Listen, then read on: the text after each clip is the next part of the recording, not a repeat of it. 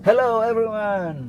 This is your one and only original Migoy MJ. Check it in!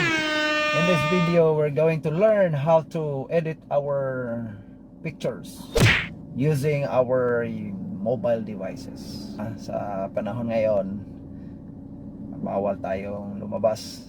I-take pictures dito, doon, and then upload sa Facebook. Minsan nga, pinipicture natin yung mga pagkain, pets natin, kahit ano na lang. At least maganda yung before natin i-upload, edited yung pictures natin. Maganda tingnan. If ever wala tayong PC, so no choice, sa cellphone na lang. Or kung meron mang PC, nakakatamad on off sa PC, this cellphone madali lang, di ba? So this is it. Subscribe and then hit the notification bell so that you won't miss any of my future videos. Alam mo na, we'll be uploading tips and tutorial videos. Hit the notification bell so you will be notified. To edit pictures on our phone, we need two apps. The first app is called Background Eraser and second is called PixieLab. If you are an Android user, you can go to Play Store and download the apps there and let it install. And if you're using iPhone or iOS, you can go to App Store. I think magkaiba lang yung PixieLab ng Android at saka yung iOS. But kaiba yung features. But still, you can edit pictures there. So, and then after downloading it, you just open the apps. The first app that you're going to use is the Background Eraser. Ang gamit nito is to erase the background. Ito yung platform. You press load a photo and then you choose a photo that you like to edit. For example, dito sa recent photos ko yung sa Android logo, i-erase natin yung background. So just press the picture and then ito na. If you want to crop, you just drag this arrows yan kung hanggang saan yung crop mo. Drag lang, drag and then drag ito. Take okay na yan and then press done. Yan. And the next step that you are going to do is to erase the background. Before we erase the background, let's talk about the features of the app first.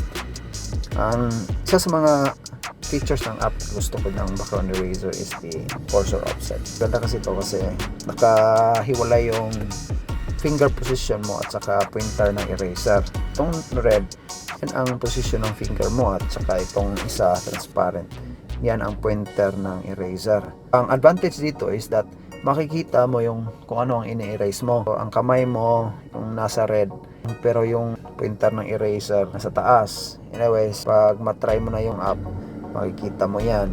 So basta imagine mo na lang yung kamay ko ngayon nasa red, yung eraser nasa taas. So you see, mas makikita mo kung ano na-erase mo. Pag ganito ang nangyari, white yung background ng picture mo, tapos hindi mo maklaro kung ano yung na-erase, all you have to do is to adjust the BG color. Press that, then magiging black yung background. So, yan.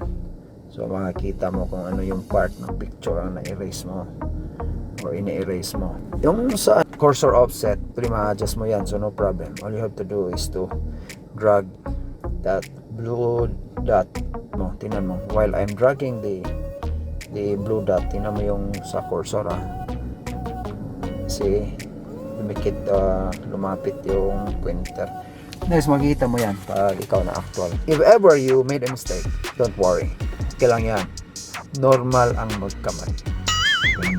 Mali nga na minahal mo siya kasi sa huli iniwan ka rin niya, diba? Pag nagkamali ka, don't worry about it kasi you can still undo your mistakes. Just press that.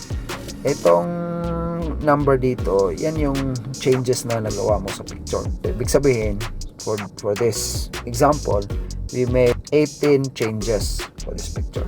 So you can press that undo. And then kung na-undo mo lahat tapos may part ka na gustong balikan, just just do that, forward, press that. You can zoom in, zoom out. You just press your cellphone screen, two fingers together. Pag ihiwalay mo yung fingers mo, mag-zoom out. Zoom in, at pag ilapit mo yung fingers mo, mag-zoom out. Yan. Yan lang. Let's say, tapos na tayo background erase. All you have to do is press done. And then, yan, and then save. So, pupunta yan sa gallery mo. After saving your picture, you go to Pixel Lab. Dito na tayo edit ng picture natin. I-collab natin yung lahat ng mga na background erase natin na pictures para ay maging final na yung design. Pag open mo ng app, ito yung makikita mo. Pag-usapan muna natin yung feature ng app.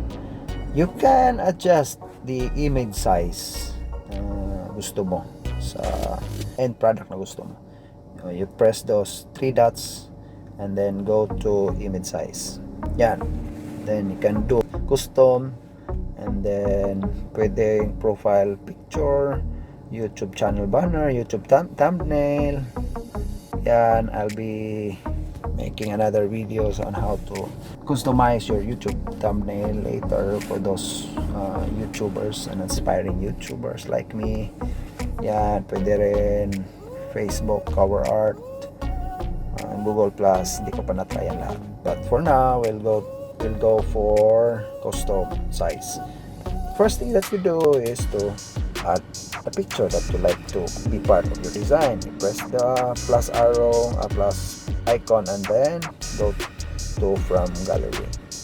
Ang kukunin nating picture is pictures from background erase. Kasi nag-erase tayo ng background, diba? So ito yon, eraser. You press that, and then you choose the picture that you like to add your design. Ito yon, diba? Kanina. So yan, just press that, and then press ito. Don't check. Yan. And you can adjust the size of the picture by dragging that circle. You can also adjust by dragging this too. Ang problema dyan is that ma-distort itong picture mo, mag-iba yung haba at saka yung lapad niya. For example, pag itong picture ay itong dot ang i-drag ko, diba? And if this one, yung haba niya naman, gagawin mo is to drag this. You can resize your picture, but the proportion will remain to the original, so hindi ma-distort yung picture. And if you like to reposition or adjust the position of your picture, all you have to do is press the picture and then drag it anywhere you like.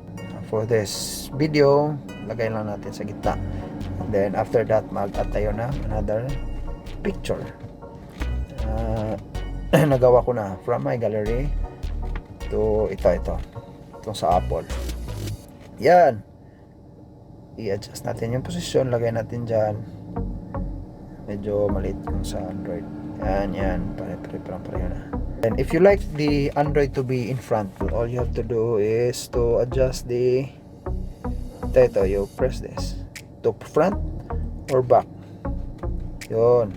If you press front, yan, naging front yung Android. And if you press back, nasa likod na siya. If doon sa background erase hindi maganda, hindi perfect yung pagka-erase mo ng background, don't worry about it, kasi pwede pa nating i-adjust yan dito sa Pixel Lab.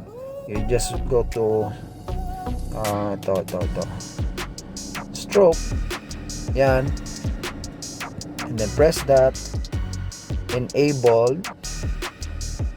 yan, and then lagyan mo ng white or kahit anong kulay na gawin mo sa stroke, but for this video we'll just use white, and then you can resize the stroke. For that, siguro 5 pwede na. Yan, same with the Apple logo. White pa rin, then lagyan natin 5. Pwede mong i-drag or pwede mong i-press yung yung plus. Yan, 5. Okay na yan. Check. Press check. Yun. Tapos, lagyan mo gusto mo maglagay ng text, no problem. So, itong A. Yan, i-press that A.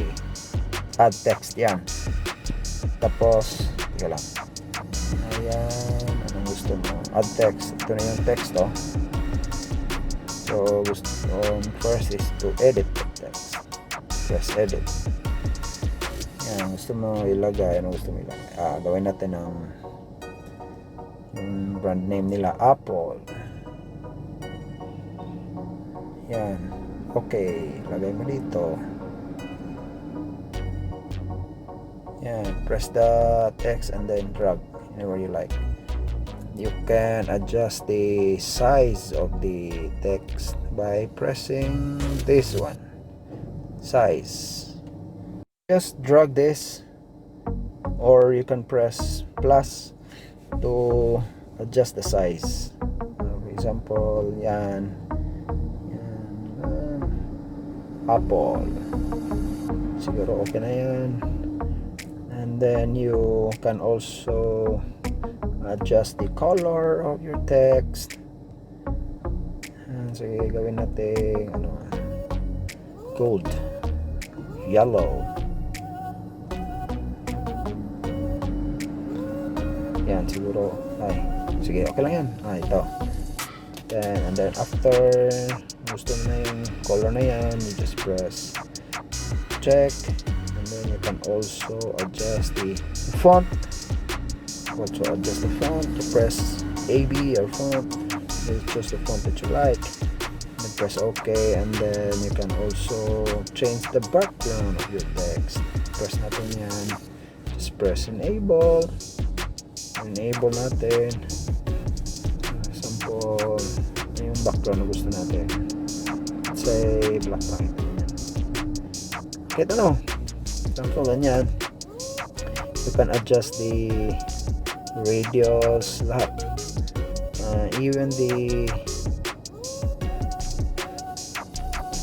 gusto mo i-adjust yung left padding, right padding, siguro yan, top padding at saka bottom padding. You can adjust that. Siguro for example okay na, just press check. You can also put a stroke for your text. Yan, lagyan natin, just enable it, lagyan natin ng kahit anong stroke. So, for example white. Yan, saka pwede natin i-adjust yung size ng stroke. Siguro 7 will do, or 5. Yan, siguro okay na yan. Press check. Pwede mong i-adjust ang shadow. Yun, just enable that, and then lagyan natin ng hindi na kasi nakasaka background na tayo, so palagay na natin, lagyan natin ng blue, baka mas makita. Yun, tapos pwede mong i-adjust yung radius, blur radius, enable yung glow, outer glow. Yan, enable mo yan. So just explore anything that nandito, tapos just press check kung okay na. You can also make your text 3D. Yeah, 3D text, just enable it, and then adjust kung anong gusto mo, anything you like, and pwede mong i-adjust yung forma niya at saka yung rotation niya, kahit ano. So kung satisfied ka na sa position at saka ano ng 3D text, just press check, and then you can also yung shadow niya, 3D shadow niya, at saka yung inner shadow na niya. Just explore this, okay? And then to add another text, just press anywhere dito, it's andyan. Yan, and then press text, yung add, yung plus icon, and then ito na yung bagong text. Just edit it. Yan natin Android,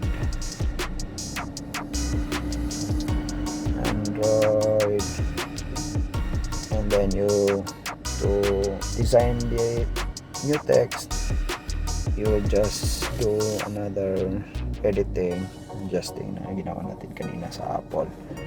Yung text size, gawin natin example, okay na yan. And color, lagay natin, gawin natin red, Okay na yan. Yung font size, gawin natin bold. Yan. Yung background niya, hindi natin lagyan ng background. Yung stroke niya, gawin natin white.